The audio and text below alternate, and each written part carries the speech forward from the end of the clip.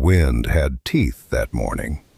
It came down from the mountains in long gray knives, cutting through the timberline and rolling across the valley like something alive.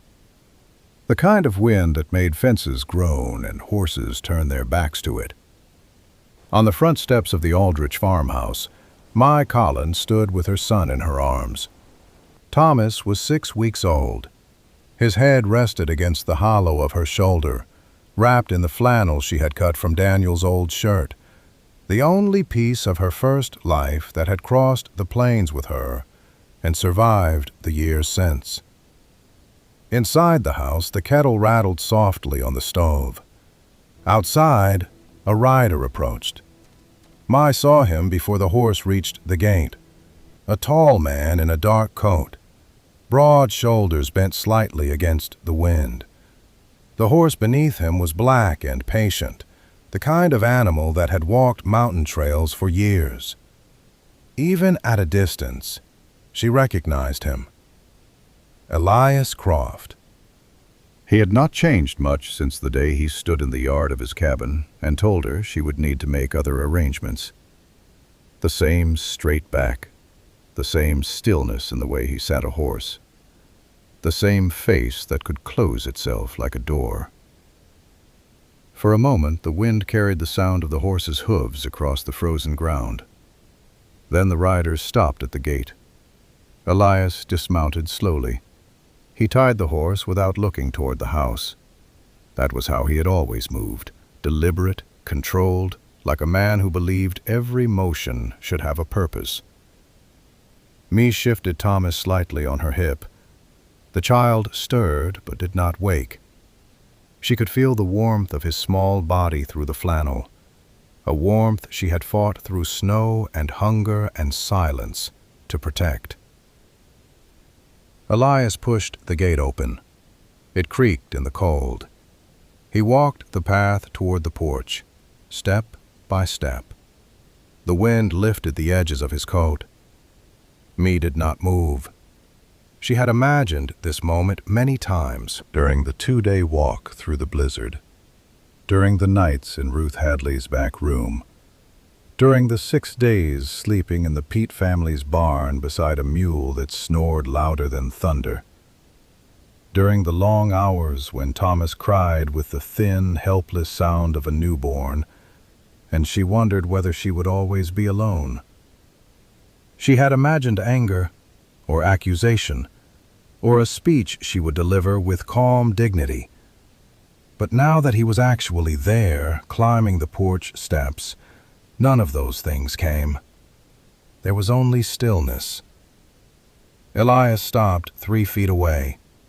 The wind moved between them like a third presence. For several seconds, neither of them spoke. Then Elias said quietly, "Me." Her voice was level. "Elias?" His eyes moved to the child. Thomas had woken. The baby's head lifted slightly, and in the thin winter light, his eyes opened. Gray. Not the cloudy blue-gray that most infants carried before their color changed, but the deep, steady gray that the Croft men had carried for 3 generations. Storm gray. Elias saw them. For a moment, only a moment, the careful control in his face broke. Just a fracture. Just long enough for the truth to show. Mee saw it. Then it vanished. Elias's jaw tightened. "That doesn't prove anything," he said. Mee said nothing. The wind scraped across the porch boards. Inside the house, the kettle began to whistle softly.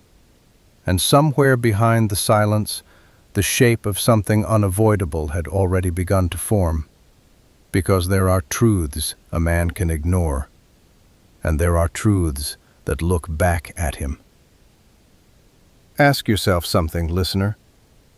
When the moment comes that forces a man to face the life he helped create, when the evidence is breathing in front of him and reaching toward him with small, trusting hands, what does courage actually look like?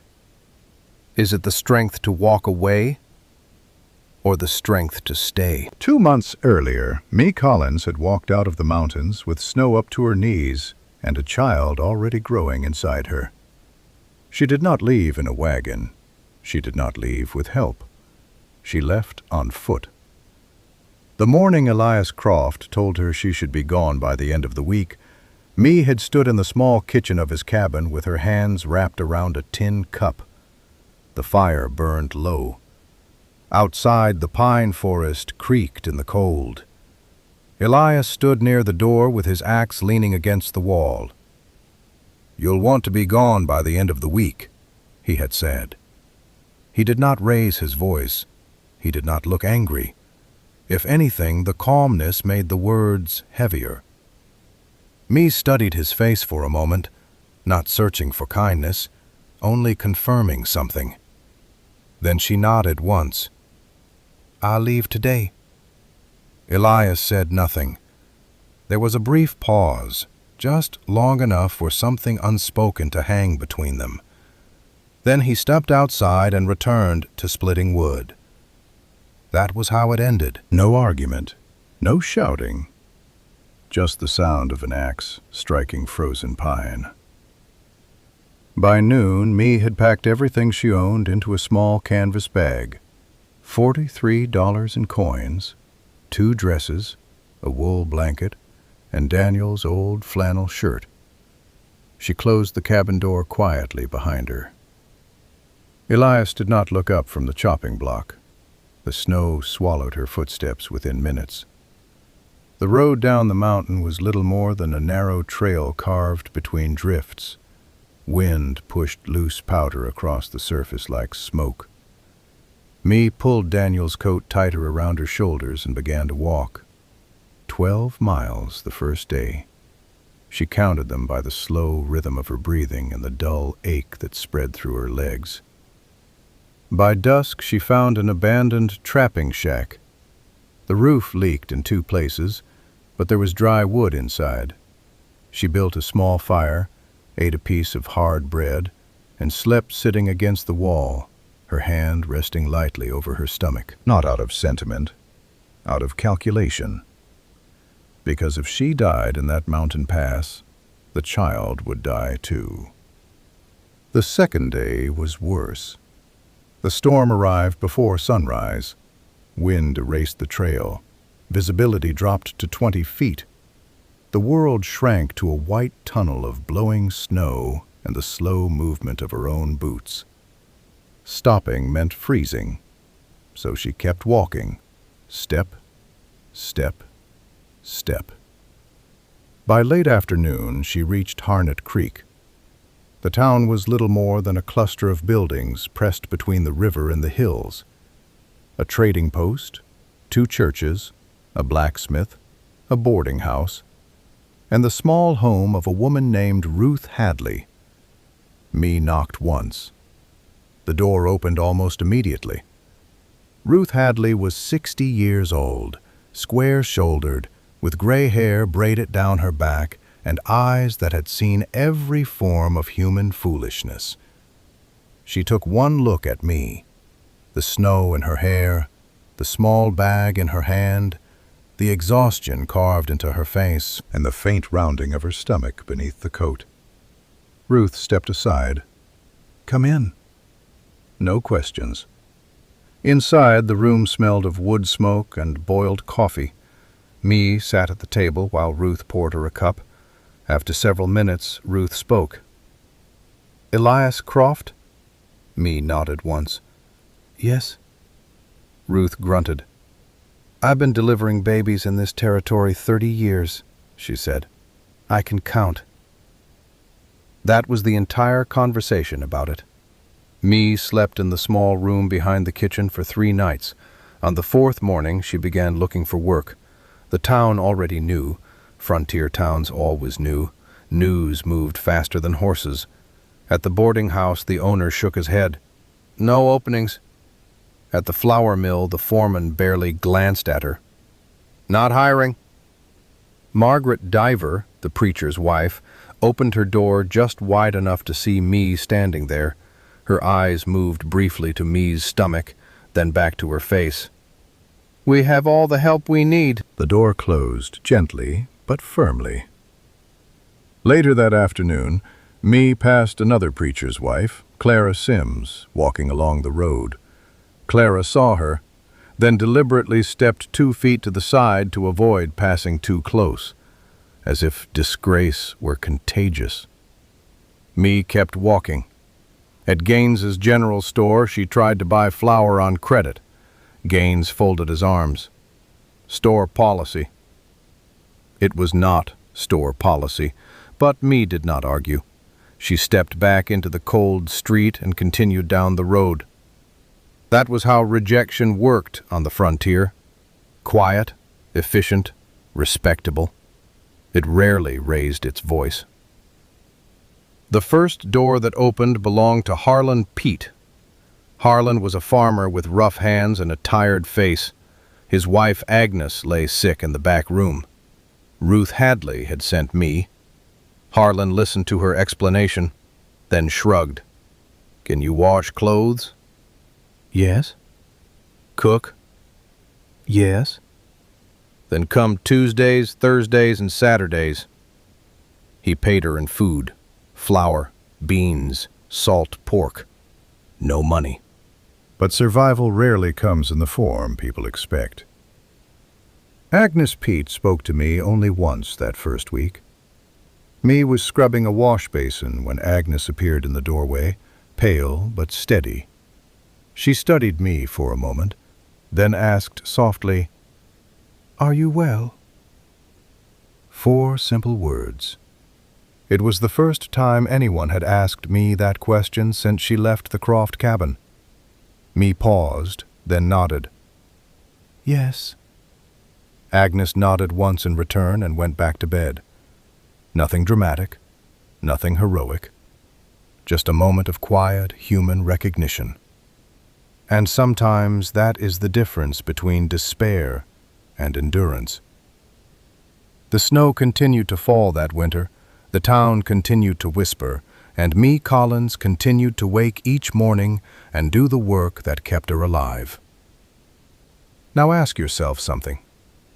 It is easy for a crowd to close its doors. It costs nothing to turn your head and pretend someone else's hardship is not your concern. But before there was a child, before there was a storm, before there was a porch at dawn and a man sitting in the dark with his guilt, there was a mountain road, and 2 people who did not yet understand what loneliness can do to the human heart. Me, Collins, first came to Elias Croft's cabin in October of 1877. The leaves were already turning bronze along the lower slopes, and the high ridges wore the pale dusting of the first snow. The Croft place sat higher than most homesteads dared to build, half a day's ride above Harnett Creek. The land was steep but rich with timber and clean water from a narrow stream that ran along the edge of the property before dropping into the valley. Most men would have called the place isolated. Elias called it quiet. He had lived there 6 years by the time me arrived. 6 years since the death of Catherine Croft. 6 years since the small grave beside the stream. 6 years since the night a doctor from Calver's Crossing rode away in silence, and Elias Croft stopped speaking more than necessary to anyone.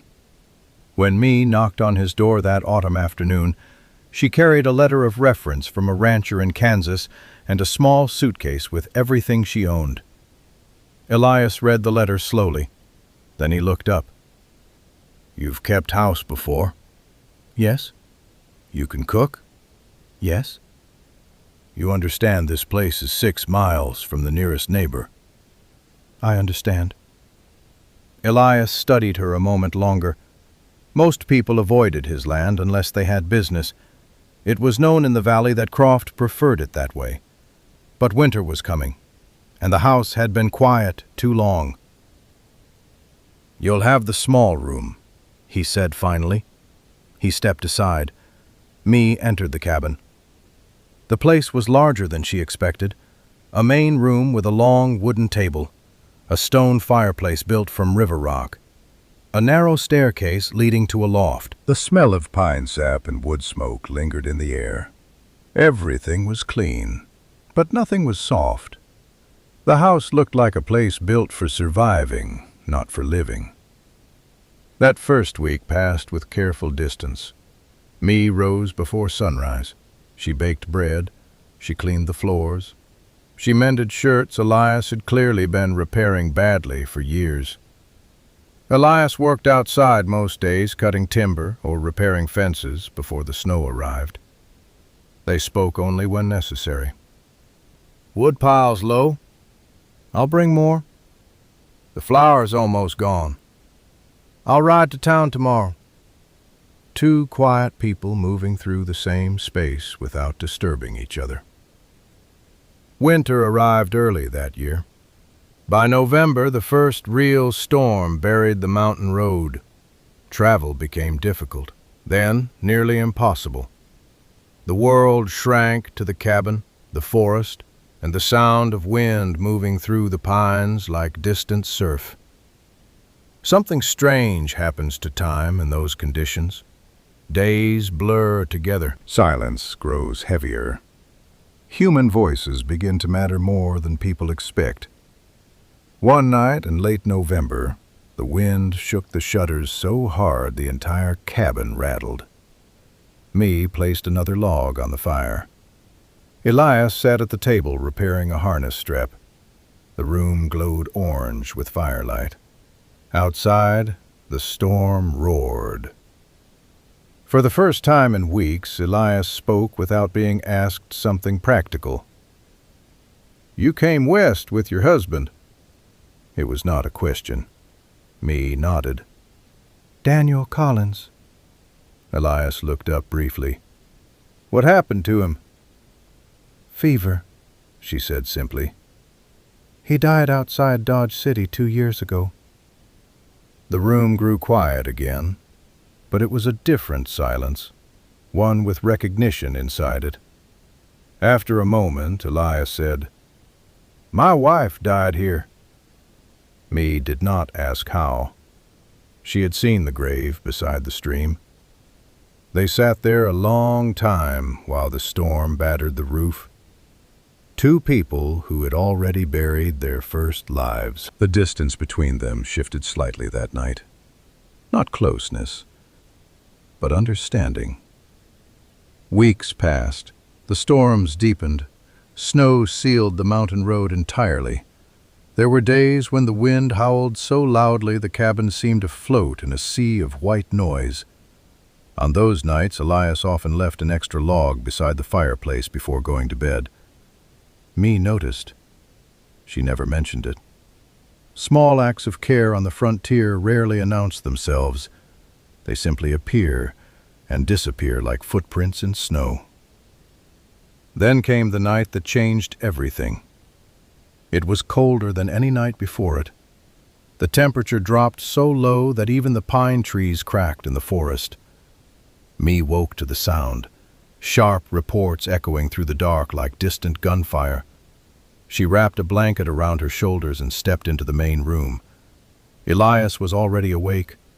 He stood near the door pulling on his coat. "The north fence broke," he said. "The wind will push the cattle through the trees if I don't fix it." Me looked toward the window. Snow blasted sideways across the glass. "You'll freeze out there." "I won't be long." He opened the door. The wind slammed into the room. Without thinking, Me reached out and grabbed his sleeve. The gesture surprised both of them. For a moment, neither moved. Then Elias said quietly, "I'll come back." And he stepped into the storm. He was gone nearly an hour.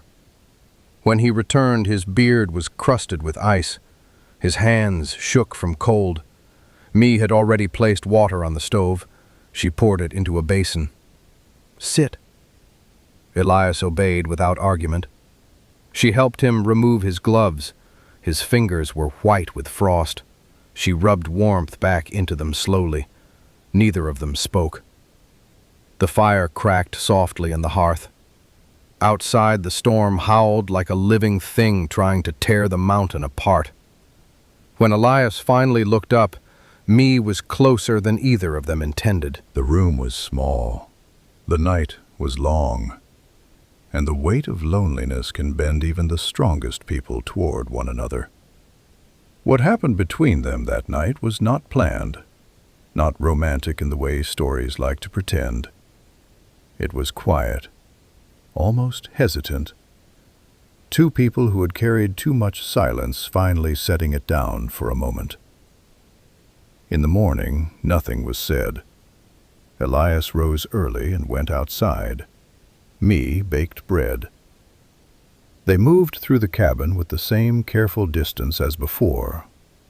But something had changed. Not spoken, not acknowledged, simply present. Sometimes life turns on moments that seem small at the time. A storm, a touch of warmth, a night when two lonely people forget briefly the walls they built to protect themselves. And months later, that single moment becomes a child with storm-gray eyes. So consider this carefully. How many lives are shaped not by grand decisions, but by one quiet night when the world outside is cold enough that two hearts move closer to the fire? After that night, nothing in the Croft cabin changed. And yet, everything had. Winter closed around the mountain like a locked door. Snow piled high against the outer walls until the lower windows were half buried. The narrow trail leading down toward Harnett Creek vanished beneath drifts that rose higher than a man's waist. For weeks at a time, the cabin might as well have been the only house in the world. Inside, life settled into a rhythm. Me woke before dawn each morning.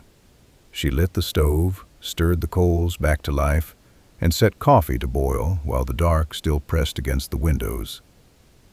Bread dough rested beneath a cloth near the warmth of the hearth. By the time the first gray line of daylight appeared beyond the mountains, the cabin already smelled of fresh bread and strong coffee. Elias usually came in from the barn at that hour. Snow clung to his boots and the shoulders of his coat. Me always placed a tin plate at the table before he asked. He always said the same thing. "Thank you." No more than 2 words. But the way he said them was careful, deliberate, like a man unused to needing anything from another person. Most mornings passed in silence. Elias worked outside whenever weather allowed. He chopped timber, repaired the barn roof where ice had cracked the boards, checked the cattle in the lower meadow. Me kept the house. She washed clothes in boiling water over the stove, mended torn shirts, swept pine needles tracked in from the yard, and kept the pantry organized against the long winter. The Croft cabin had survived 6 years without a woman, but it had never been orderly. Me noticed everything. The cracked hinge on the storage chest, the loose nail in the stair railing, the missing button on Elias's winter coat. She repaired them quietly. At first, Elias did not mention the changes, but he noticed. One evening in early December, he came inside after dark and stopped near the doorway. Me was kneading dough at the table. He touched the repaired hinge on the chest. "You fixed that?" Me glanced up briefly. "Yes." Elias nodded once. "That's good work." He said nothing more, but later that week he brought a small sack of sugar up from the cellar and left it beside the flour without explanation. Small gestures. On the frontier, kindness often hides inside practical things. The first real conversation between them happened 3 weeks later. It was a Sunday afternoon. The wind had quieted for once, and sunlight filtered through the frost on the windows. Me sat near the fire darning socks. Elias stood by the door cleaning his rifle. After a long silence, he said, "You read?" Me looked up. "Yes." He walked to a shelf near the staircase and pulled down a book. It was worn and thick with use. "A traveler left it here 2 winters ago." He placed it on the table. Me turned it over carefully. It was a copy of Pilgrim's Progress, its leather cover cracked from years of handling. Elias said, "I've already read it twice." That evening, after supper, Me sat near the fire and read aloud. Her voice filled the cabin in a way it never had before. Elias did not look at her while she read. He sat at the table sharpening a knife, but he listened. Sometimes he asked her to repeat a passage, not because he had missed the words, because he liked hearing them again.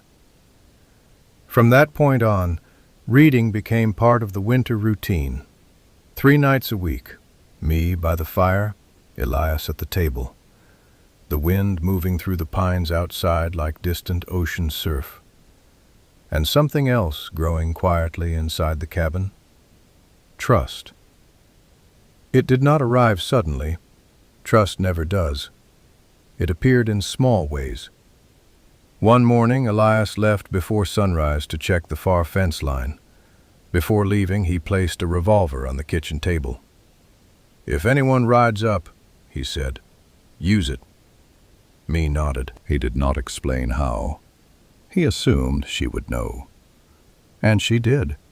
Another time, Me slipped on ice outside the barn while carrying water. Elias reached her before she hit the ground. His hand caught her elbow firmly. For a moment, he did not let go. Then he released her as if suddenly remembering the distance he usually kept. "Careful," he said quietly. She nodded. "Thank you." The days shortened. December dark arrived early in the mountains, and sometimes during the long evenings Elias spoke about the land, not about himself, but about the place. How the stream froze first along the shallow banks, how wolves sometimes crossed the ridge in January, how the pines made different sounds depending on the direction of the wind. Me listened, and occasionally she asked a question. Those questions mattered more than either of them admitted, because asking meant believing there would still be tomorrows in this place. Then one evening, just after Christmas, Elias returned from the barn carrying something unexpected. A small wooden cradle. It was unfinished, rough boards, no polish. He placed it near the fireplace without explanation. Me stared at it. For a long moment, neither of them spoke. Then Elias said quietly, "I built it years ago." He did not say for whom. He did not need to. The silence that followed held Catherine Croft and the child who had never lived long enough to use it. Me looked at the cradle again, then back at Elias. "You kept it?" He nodded. "I never had reason to burn it." She did not ask if he had a reason now. That winter passed in a fragile balance. Neither of them spoke about what had happened between them that night, but the presence of the cradle changed something in the air of the cabin. It was a reminder of what had been lost, of what might come again, of how easily life can appear where grief once lived. By mid-January, the storms deepened. The mountain road remained buried. Isolation became complete. One night, the wind rose so violently it shook the entire structure of the cabin. Me placed another log on the fire. Elias sat nearby, watching the flames. Without looking at her, he said quietly, "This place can feel empty in winter." Me considered the words, then she replied, "It doesn't tonight." Elias glanced at her briefly, not smiling, but something in his expression softened. The fire cracked softly. Outside, snow fell in slow, silent sheets beneath the moon. And for a little while, the Croft cabin did not feel like a house built for survival. It felt like something else, something warmer, something fragile. The kind of thing people sometimes mistake for safety. But winter has a way of revealing truths that comfort tries to hide. Because by the end of January, me Collins would stand in that same cabin and say the words that changed everything. I'm going to have a child. And the man sitting across from her would choose fear over courage. A choice that would send her walking through a blizzard with nothing but $43, a flannel shirt, and the stubborn determination to keep her child alive. But that moment had not come yet. For now, the cabin still held its quiet rhythm. The fire burned steadily, the cradle waited beside the hearth, and two people who had not meant to build anything together were slowly, unknowingly, building something anyway. Something fragile, something human, something that would soon be tested by the hardest truth a man can face: responsibility. The moment came on an ordinary afternoon. That is how life usually delivers its most difficult truths, not with thunder or warning, but in the middle of an ordinary day. It was late December. The sky hung low and gray over the mountains, the kind of heavy sky that promised another storm before nightfall. Inside the cabin, me stood near the stove, washing dishes from the midday meal. Elias sat at the table repairing a harness strap. The quiet rhythm of their winter life continued as it had for weeks. Water sloshed softly in the basin. Leather creaked beneath Elias's hands. Outside, the wind moved slowly through the pines. Me had known for several days. She had counted the weeks carefully. Her body had already told her the truth before her mind accepted it.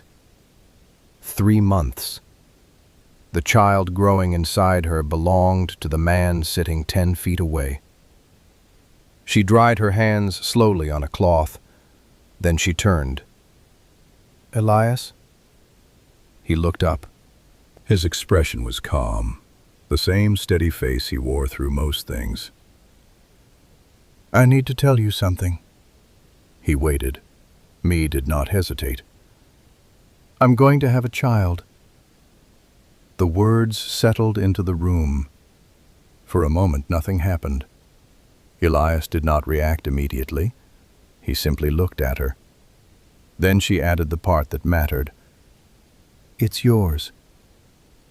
Silence. Not the quiet silence of the cabin's normal rhythm. This silence was heavier. It pressed against the walls. Elias leaned back slightly in his chair. His eyes moved past me toward the window. Beyond the glass, the forest stood dark and unmoving beneath the gray sky. Time stretched. Finally he spoke. His voice was even, controlled. "Then you'll need to make other arrangements." Me watched him. Her face did not change. "I told you because it's the truth," she said quietly. "Not to ask for anything." Elias nodded once, a small, almost mechanical movement. He rose from the table, walked to the door, and stepped outside. A moment later, the steady rhythm of an axe striking wood began in the yard. Me stood alone in the cabin. The basin of water cooled beside her hands. The cradle Elias had once built rested beside the hearth, empty. She sat at the table and began to think. Not about anger, not about betrayal. Me Collins had crossed half a continent and buried a husband before her 30th year. She had already learned the first rule of survival on the frontier. Emotion wastes time. Practical thought keeps people alive. She opened the small cloth purse she kept in the cupboard. $43. Enough to reach a town. Not enough to stay there long without work. She would need to leave the mountain. Soon. The storm arrived that evening. Snow struck the cabin windows like thrown sand. Inside, Elias returned after dark with his coat heavy with frost. They ate supper across from each other. Neither of them spoke about the child. But something fundamental had already shifted. The fragile balance of the cabin had cracked. That night, Mee lay awake in the small room off the main hall. The wind roared across the mountain. She placed her hand lightly over her stomach. 3 months. Still early. Still fragile. But alive. She thought about the journey down the mountain, about towns that might offer work, about the long months ahead. She did not cry. Tears did not change reality. Sometime near dawn, she finally slept. Morning came gray and bitterly cold. Mee rose before Elias, as always. She packed her belongings quietly. 2 dresses, the blanket, Daniel's flannel shirt, and the small purse with $43. When Elias entered the kitchen later, she stood near the door with the bag in her hand. He stopped. "You'll want to be gone by the end of the week," he said. Mee shook her head slightly. "I'll leave today." He studied her for a moment, perhaps expecting hesitation, perhaps expecting accusation.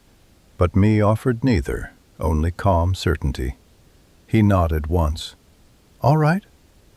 She opened the door. Cold air flooded the room. For just a second she paused on the threshold, not waiting, not hoping he would stop her, simply acknowledging that a chapter of her life was ending. Then she stepped into the snow. Behind her the cabin door closed, and the sound of the axe striking wood began again. Years later, some people in Harnett Creek would say Elias Croft had not known the child was his, that he had been uncertain, that doubt had made his decision reasonable. But that was not the truth, and Elias himself would admit it one dawn months later while sitting on the Aldrich porch. "I knew." He had known the moment she told him. He had known the moment he said she should leave. Fear had not come from uncertainty. It had come from something deeper, because fatherhood meant responsibility, and responsibility meant attachment, and attachment meant risking the same loss that had already broken him once before. So he chose distance. He chose control. He chose the easier wrong. But here is the question that sits quietly beneath this moment in the story. A question every human life eventually asks. We all like to believe we are good people. We imagine ourselves brave, loyal, compassionate. But those qualities are easy when nothing costs us anything. The real test comes when doing the right thing requires sacrifice, when kindness demands risk, when responsibility threatens the fragile peace we built around our own wounds. So ask yourself this: if you stood in Elias Croft's place, a man who had already buried a wife and child, a man who had built his life around solitude so grief could never touch him again, and suddenly the world placed another life in your hands, would you open the door to that risk? Or would you close the door and tell yourself survival is reason enough? Because in that quiet kitchen on a winter morning in 1877, Elias Croft made his choice. And that choice sent a pregnant woman walking alone into a blizzard. But stories do not end with the worst moment a person chooses. Sometimes the story continues long enough for a man to confront the truth he tried to escape. And sometimes redemption begins in the coldest hour of the night, when a man sits alone on a porch, waiting for the courage he should have found months earlier. By the time Elias Croft rode into Harnett Creek in early April, the snow had begun to soften. Spring in the Colorado Territory never arrived all at once. It came cautiously, like a guest unsure whether winter might still change its mind. Patches of brown earth appeared between melting drifts. The river carried broken ice downstream in slow, grinding sheets. Horses sank slightly into the thawing road with each step.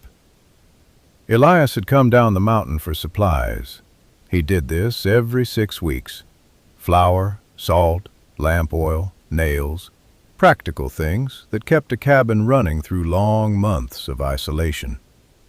Calver's Crossing trading post stood at the center of the settlement, a square wooden building with warped plank floors and a potbelly stove near the center where men gathered to warm themselves and exchange whatever news had reached the valley. When Elias stepped inside, the usual conversations quieted slightly, not out of hostility, out of curiosity. Croft was known in the valley, but not well. A man who lived alone in the high timber and came down rarely. Dobb Sinclair stood behind the counter weighing coffee beans on a brass scale. He glanced up when Elias entered. "Croft." Elias nodded. "Dobb." He began collecting supplies without hurry. Flour, beans, a new lantern wick. Routine work. The kind of work a man performs to avoid thinking too hard. Dobb cleared his throat. "Word reached town a few weeks back." Elias paused slightly, but did not look up. "What word?" Dobb leaned against the counter. "That Collins woman who worked your place last winter?" Stillness settled over the room. Elias continued tying the mouth of the flour sack. "What about her?" Dobb shrugged. "Heard she had her baby." A man sitting near the stove added casually, "Boy, they say." Another voice from the corner. "Born during that big March storm up at the Pete place." Elias's hands remained steady on the rope. "Healthy?" Dobb nodded. "As far as anyone knows." Then the man by the stove chuckled softly. "Funny thing folks mention, though." He poked the fire with a stick.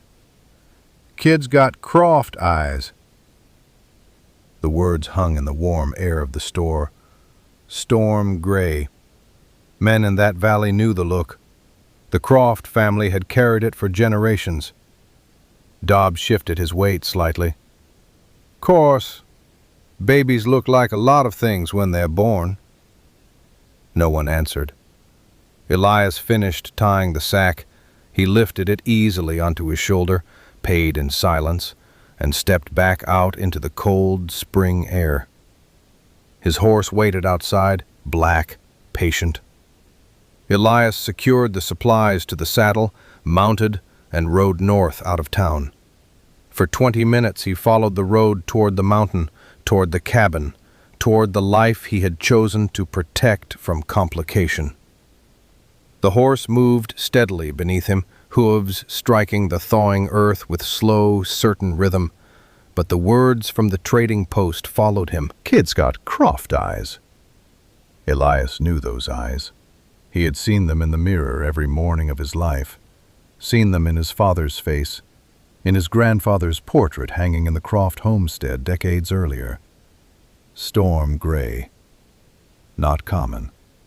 Not mistaken. The road forked ahead. One path climbed toward the timberline and the long trail home. The other turned left, toward Harnett Creek.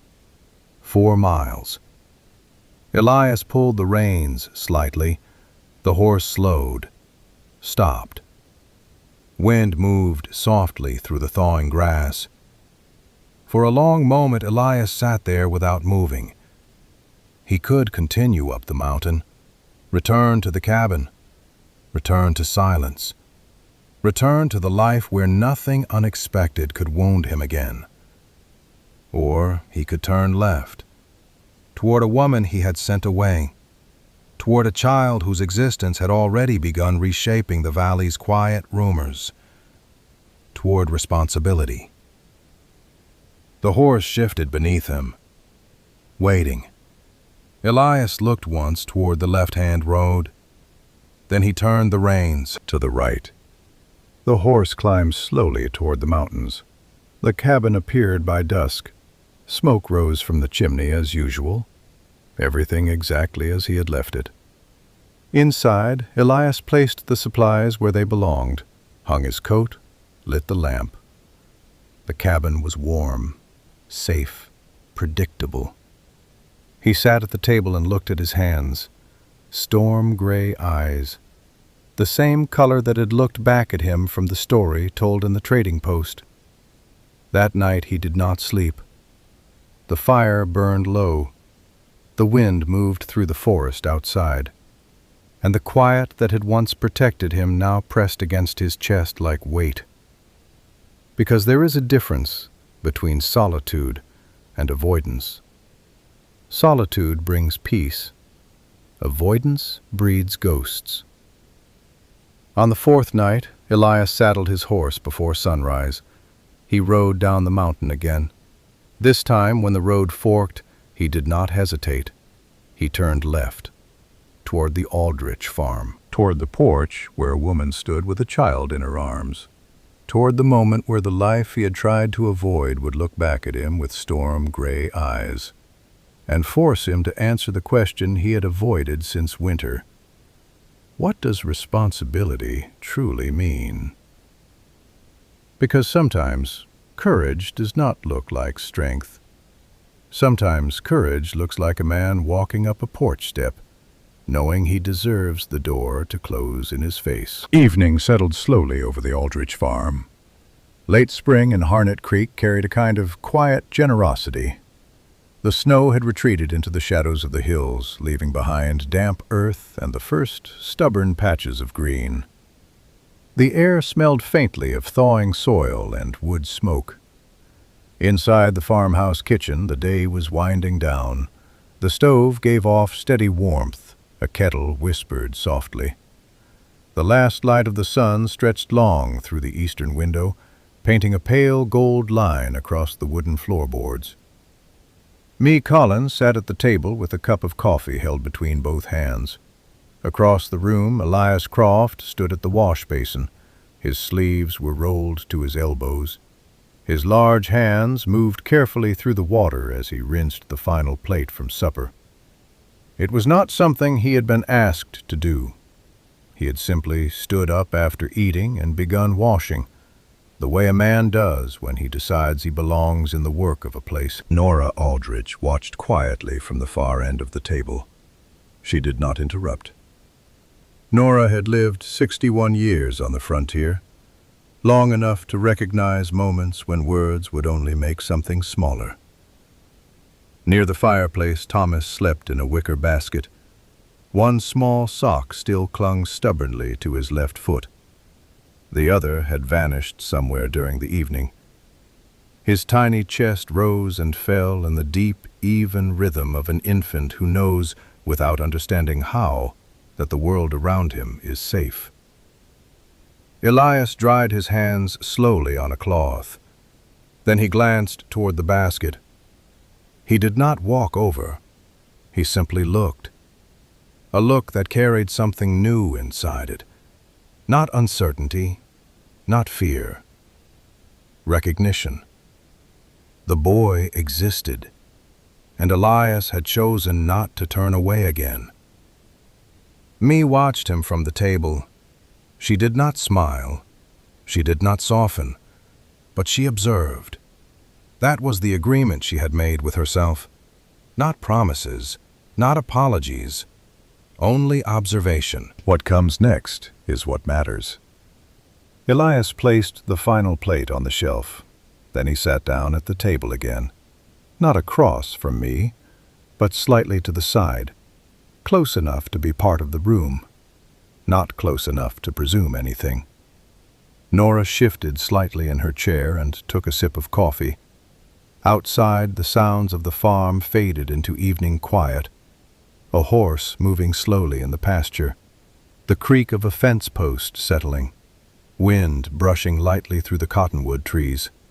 Normal sounds, ordinary sounds, the kind of sounds that belong to a place where life is simply continuing. Elias spoke after a while. His voice was quiet. The mill contract goes through in August. Me nodded once. That's good. I'll move down into the valley before winter. Another nod. All right. The conversation ended there, not because there was tension, because there was nothing else that needed to be said.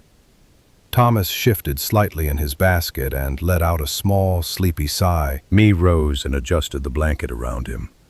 When she sat again, the kitchen returned to its quiet rhythm. 3 adults, a sleeping child, a table with empty cups, and the fading warmth of supper.